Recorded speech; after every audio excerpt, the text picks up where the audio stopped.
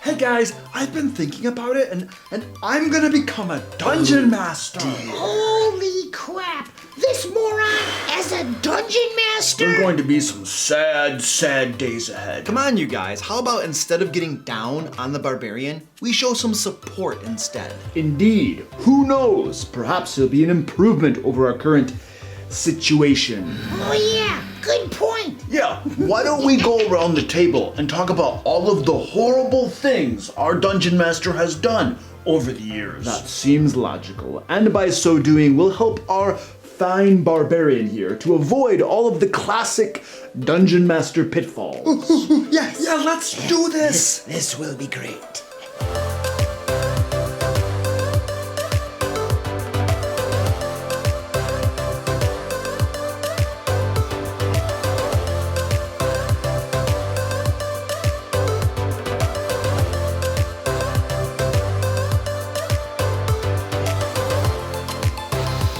Well, seems like you all don't need me here anymore.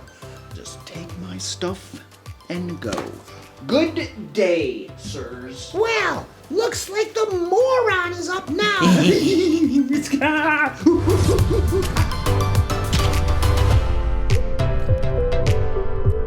Welcome to the DM Lair. I'm Luke Hart, and I've been a Dungeon Master since high school.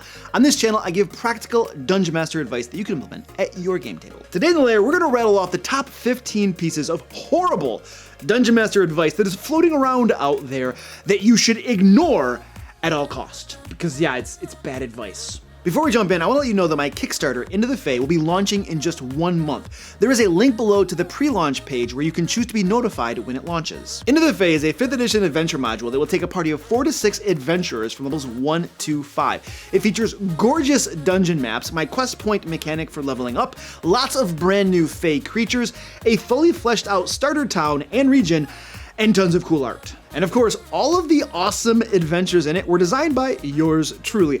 And that's either a reason for you to get it or a reason not to get it. Some people are like, count me out. Others are like, woo! Anyway, time for some horrible Dungeon Master advice. Number 1, if a player is causing a problem, just kill their character. This, my friends, has got to be some of the worst line flubbing in the world. This, my friends, has got to be some of the absolute worst Dungeon Master advice that exists in the entire world. Gee, let's think about this. If I have a problem player and I punish them by killing their PC, I wonder what's gonna happen. Could it be that I'm just gonna piss them off and make it worse? No, couldn't be. That might have been over the top. Come on, folks, let's grow up, says the guy freaking out over here.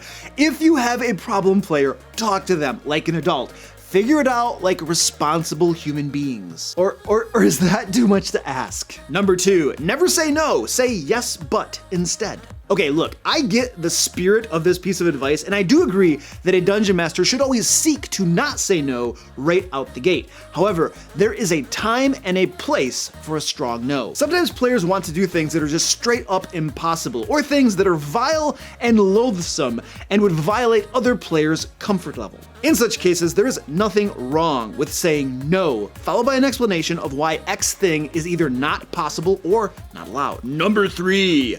The Dungeon Master's fun doesn't matter, it's all about the player's fun. Let me ask you a question, random moron on the internet. How long do you think the game is gonna last if the Dungeon Master isn't having fun? I just called a bunch of people morons. I'm probably gonna get some comments about that. Orange is down here. He's gonna make a cameo, I feel like, on this video.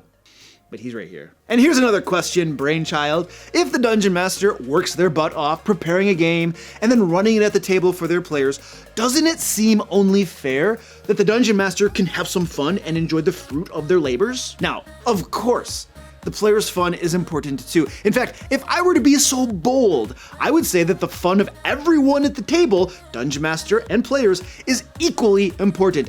Ideally, in a D&D game, everyone should be having fun. Number 4, it's a game. The DM should play to win. What the heck does that even mean? Define for me, please, what the win state is for a Dungeon Master. The enemies kill all the players' characters? Really, genius? You think that's winning? Oh, here it comes, here he comes. Orange, how do you feel? I feel like I'm hungry. You're hungry? I need food. Help. Oh yeah, we were talking about killing players' characters and stuff as a win state. Yeah, that's not a win state. Because I can do that in the very first game session. Ancient Red Dragon, Tarask, boom, I won! Yeah, that's pretty dumb. Okay, come here. I'm gonna let you in on a little secret. When everyone at the game table is having fun, laughing, enjoying themselves, coming back week after week to scarf down more pizza, yeah, that's when the Dungeon Master is winning. Number 5, encounters should be super challenging. Without risk of death, there is no fun. Oh, your classic meat grinder, you say?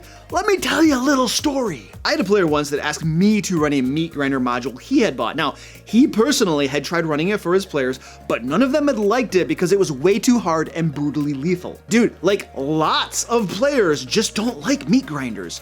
There's a reason that DM failed, and there's a reason I would probably fail too with that module. Oh, and here's the kicker. His players told him beforehand that they wanted to play that meat grinder module.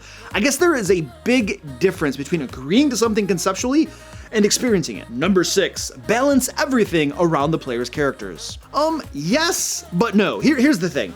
D&D is a game, so most things should be balanced around the player's characters, in my opinion. However, not everything. Every so often, it adds a sense of excitement and drama when the characters find themselves up against an enemy that is way beyond their pay grade. In fact, some of my best game sessions have resulted from players going up against the odds and somehow surviving.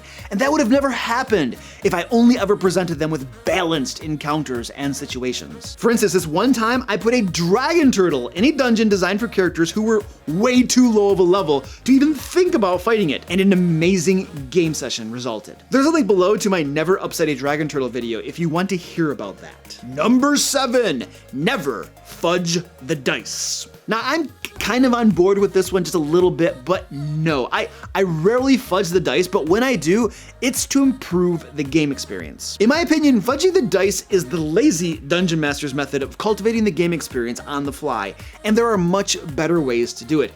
However, there's nothing wrong with fudging the dice. It is a tool at the Dungeon Master's disposal like so many others. For more ideas on how to adjust the difficulty of an encounter on the fly during combat, see my video by that same name, linked below. This gesture right here means link below. We should like standardize this. It should be in the instruction manual for watching YouTube videos. Number 8, the dice are just guidelines. Make up the results you want. Yep. Let's go to the other side of the coin, shall we? I feel like all crap advice deals with extremes. Look, if the dice never matter at all and you're just gonna make up any old result you want, then why even bother rolling? Folks, this is a game. There are rules, there are dice, there are reasons. And if those things aren't your jam, then I don't know, go write a book. Number 9, don't interfere with players who cheat. If that's how they have fun, who are you to say otherwise? It's just such a bad argument. It's so stupid. But I'll bite. Let's just have some fun with this logic, shall we? Some players are overly aggressive and like to punch their fellow players in the face when they don't get their way. If that's fun for them and makes them feel better, who are you to say otherwise? Some players enjoy acting out rape scenes in the game. If that's fun for them and gives their perverted little minds pleasure, who are you to say otherwise? See why this is stupid advice yet, or do I need to keep on going? Wrong is wrong, ladies and gentlemen. One's personal perspective and experience doesn't change the intrinsic nature of right and wrong. By the way, if you'd like to hear some advice for how to deal with players who cheat, check out my video, How to Deal with a Cheater in D&D. That's the link below movement right there. Number 10, ignore the rules. Do whatever you want as the Dungeon Master. Okay, this is kind of similar to the ignore dice rolls one, so I'll dial back the rant just a little bit here. I agree with the premise that the DM has the authority and right to change rules when it makes sense to do so. However, just doing whatever you want, whenever, just throwing the rules completely out the window is pretty dumb. Your players need a shared understanding of how the game works. They need to know what to expect. And when the DM is whimsically changing the rules every game session, it pisses players off. If you're gonna change the rules, change as few as possible and discuss the changes with your players in advance. Ideally, you're looking for buy-in from your players to ensure that everyone at the table is on board. Number 11, a Dungeon Master must know all the rules. Okay, a rant time again. All of the rules, you say?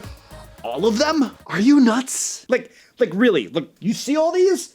Do you see all these books right here? These are the 5th edition rule books. Some are modules, okay. But really, dude, you gonna tell me that I need to know all of the rules? How about this? The first person to memorize all of these rules flawlessly can be the first person to throw a stone at DMs who don't know all the rules. I will say, however, that a Dungeon Master shouldn't be ignorant of the rules either. Read the books, try to learn them, do your best. It's all anyone can ask. Number 12, a Dungeon Master must use special voices. Oh, another absolute. Cool. This will be easy to debunk. Do you have any idea how many amazing Dungeon Masters exist who never speak in special voices or accents? Yeah, there are lots of them. Just because you get all hopped up on how amazing you are doing voices, or how amazing you think you are, or you watch D&D shows with famous voice actors and you think that that's the way the game must be played, that doesn't mean you're right. Do I think that special voices can be super cool and make the game more engaging for players? Absolutely. But that doesn't make it a requirement. Number 13, you must play D&D first before becoming a Dungeon Master. Gee, I'm really glad Gary Gygax and his friends didn't listen to this crap advice. I'm sure glad that thousands of Dungeon Masters everywhere who are currently running amazing games for their players didn't listen to this advice. Look, is it better to play first before DMing? Maybe. I mean, an argument could definitely be made for that. But you know what? If you got a group of friends who want to play D&D and no one has ever played before, it would be the dumbest thing ever for y'all to just sit around and do nothing because some dumb arbitrary requirement for becoming a Dungeon Master exists out there. Number 14, don't bother making interesting NPCs or villains since they'll just die in 5 minutes anyway. Come on, really? Interesting NPCs are one of the strongest tools Dungeon Masters have for making games fun and exciting for their players. You just gonna throw all that away? In my experience, when I observe my players having the most fun, it's almost always when they are interacting with an NPC in the game world. So why the heck wouldn't I want to make my NPCs and villains interesting? And a villain technically is an NPC, creatures, everything's an NPC. Yeah, we got it. Number 15, every important NPC must have a complex backstory. Give me a break. That sounds like a great way to waste your time. Look, all you really need are a few interesting aspects for an NPC, a quick bulleted list of notes. Everything else can evolve organically at the game table through improvisation. Now, is it wrong to make complex backstories for important NPCs? No, of course not. And if you enjoy doing that, then go for it. I'm just saying that is by no means necessary. Number 16. The more players, the better. Never turn anyone away. Okay, I guess I lied. There are 16 items in this list. You know, 15 just sounded a whole lot better for the title of the video, that's all. Anyway, in my experience, there is an inverse relationship between the number of players at the table and the sum total of fun being had. In other words, the more players a DM has, the more challenging it is to make the game fun for everyone. So there is nothing wrong with having a limit. I do, mine is 5. Don't forget to follow me over on Twitch for some chill live streams where we hang out, talk D&D, and even paint minis together. Let me know the worst piece of DM advice you've ever heard. Next week, we'll be talking about why a DM shouldn't split the party, but until then, click right here to learn how to run a D&D module. And until next time, let's play D&D. Or things that are vile and loathsome. That's a hard word to say, loathsome. But none of them had liked it because they can't deliver lines. And they would have never happened. That would have never happened.